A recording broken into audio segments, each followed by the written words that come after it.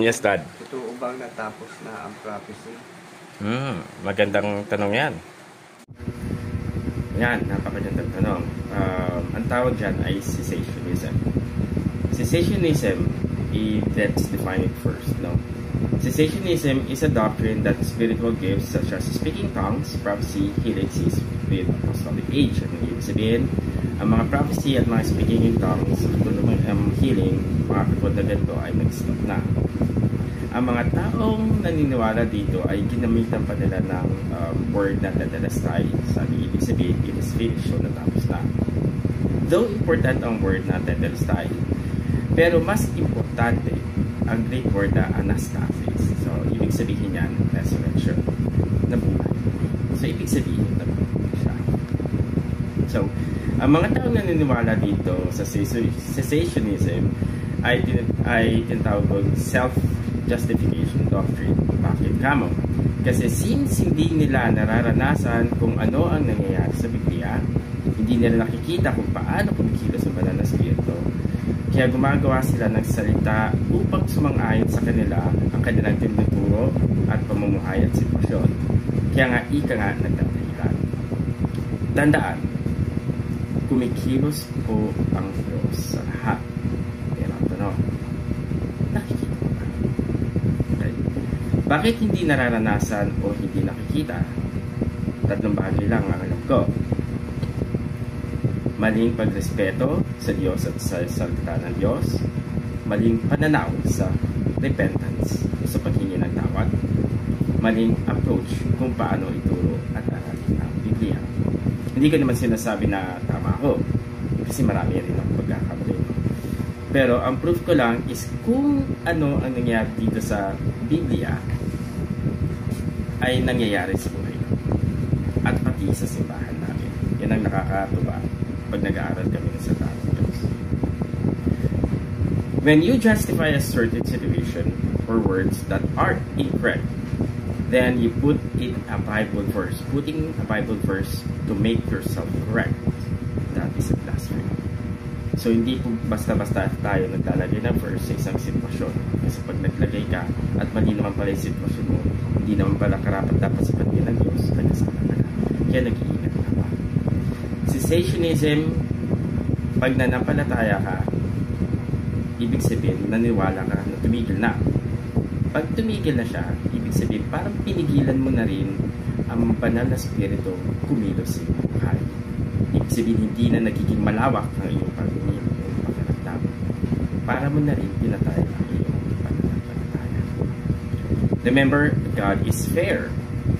Kung anong pinaranas ng Diyos sa great nation o sa Israelita, ipaparanas niya rin ito sa many nation or sa mga bansa. Ang banal na spirito ay kumikilos sa lahat. Sabi nga sa Joel chapter 2 verse 28 or Acts chapter 2 verse 17, in the last days, God says, I will pour out my spirit on all people. Your sons and daughters will prophesy. Young men will see visions. Your old men will dream dreams. Ibig sabihin, lahat dapat makaranas kung ano ang nangyari dito sa Biblia.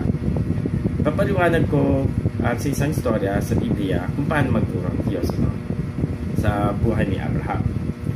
Ang first prayer ni Abraham is sa Genesis 20 verse 17.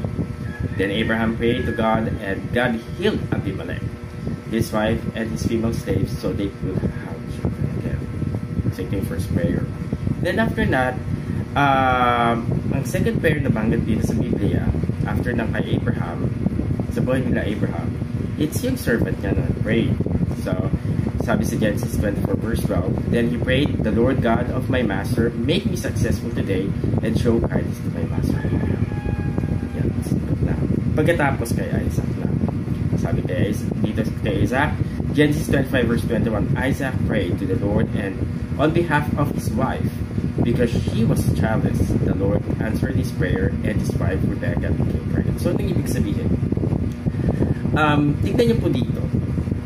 Si Isaac, hindi siya nagkaanak. Hindi siya binigyan ng anak ng Diyos. 20 years silang mag-asawa ni Rebecca. Pero after niyang mag-pray, dito pa lang siya nagkaanak. So, anong ibig sabihin?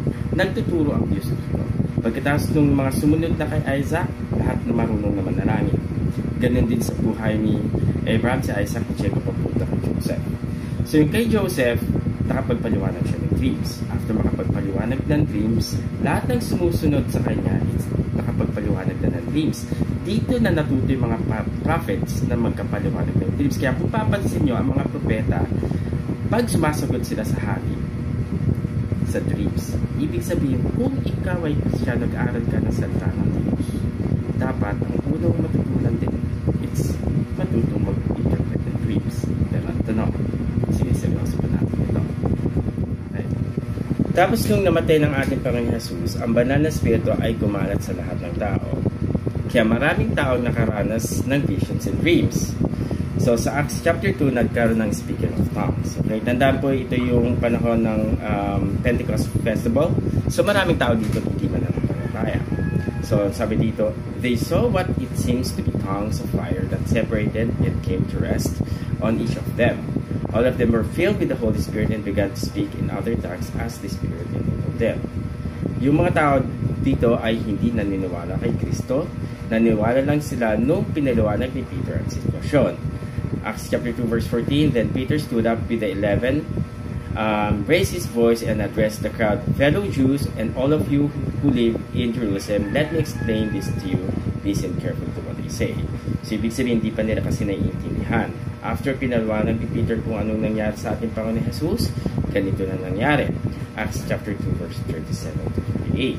When the people heard this, they were cut off to the heart and said to Peter and to other apostles, brothers, what shall we do? Peter replied, repent and be baptized, every one of you, in the name of Jesus Christ for the forgiveness of your sins, and you will receive the gift of the Holy Spirit. The promise is for you and your children, and for all who are far off, for all whom the Lord our God will call. Yeah. Ang banal na spirito po ay nasa lahat ng tao, hindi lang po sa believers. Okay? Pero hindi lang ibig sabihin na ligtas sila. Okay? Dapat ang gagawin ng mananampalataya, hanapin, ipaliwanag ang pagkilos na banal na spirito katulad ng ginawa ng Peter. Kaso may mga Kristyano po bang kaya makapagpaliwanag ng mga ganitong sitwasyon? Hindi natin alam, no? Let me share you my testimony sa church namin. No? Paano kami nag-aaral ng salita ng Diyos. We started from Genesis until Exodus. Ngayon, sa Exodus pa lang. So, noong nag-aaral kami sa buhay ni Abraham, at nung dumating kami sa istorya ng servant ni Abraham, nung nanalangin siya, habang nanalangin yung servant ni Abraham, sinagot na ng Diyos ang panalangin niya. So, hindi pa tapos ang panalangin niya. Sinagot na. Pagkatapos, biglang may nag-share sa amin ng testimony, no? Na habang nananalangin siya, hindi pa tapos ang panalangin niya, sinagot ng Diyos yung panalangin niya. So, ibig sabihin, bago kami dumarating sa istorya, may nangyayari sa amin. So, nagiging actual siya. Kaya magturang Diyos, meron pa sa sitwasyon. Okay. Habang papunta kami sa pag-aaral ng Joseph sa pagpapaliwanag ng dreams, okay, sa Pharaoh, dalawa sa aming members, no? Tatlo lang tinuturuan ko, no? Dinag-disciple ko. Dalawa sa aking dinag-disciple, it's nag-share ng kanilang panaginip na naginip. Sila tandaan nila pagkatapos pinagawa. Nung time na rin na yun, yung office mate ko, it's na naginip. Sunday siya na naginip. Tapos ako naman na naginip ng Wednesday. Tapos nagkita kami ng sumunod na linggo. Nakwento niya sa akin kung ano yung panaginip niya. Ang sabi niya, David, nakita ko yung kapatid ko sa panaginip ko. Tapos kinausap ko siya. Sabi ko, di ba patay ka na? Sabi, sumagot yung kapatid ko na, oo. Tapos sabi sa akin ng kapatid ko, basahin ko daw yung Mateo. Ako naman, ang sinagot ko sa kanya, alam mo ba na naginip ako ng Wednesday?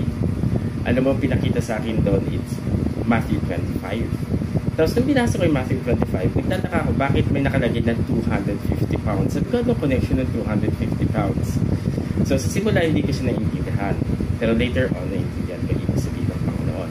Yung first panaginip, yung Matthew 25, ito yung story ng 10 virgins. Yung 10 virgins is story ng lamb ng oil in the naphtha, you need to keep burning. So, ibig sabihin kasi story niya, it's kailangan mong ma-feel ng knowledge and wisdom of the Lord. So, ibig sabihin, hindi ka dapat mawawala. So, learning siya, ibig sabihin. So, sinabi ko sa kanya, alam mo ba ang sinasabi sa iyo ng Diyos? It's magpasa ka na ng bangko. Yan ang sinasabi sa iyo ng Diyos. Yeah. So, yung 250 pounds naman, explain siya. Second meaning, it's a warning sa church mate namin. Kasi hindi na siya nagiging doubting. Pagkatapos nun, yun nga, na-stroke siya. So, pag-stroke siya, pinag-pray namin. Pero ba talaga bumaba natin yung bibig niya, talaga hands paralyzed na. Pero, within 1 week, ang galing ng Diyos, gumaling siya, 100%. As you can see, ang Diyos ay buhay at nagtuturo. Ang Diyos, kung ano ang nangyayari dito sa Biblia, dapat din mangyari sa iyo.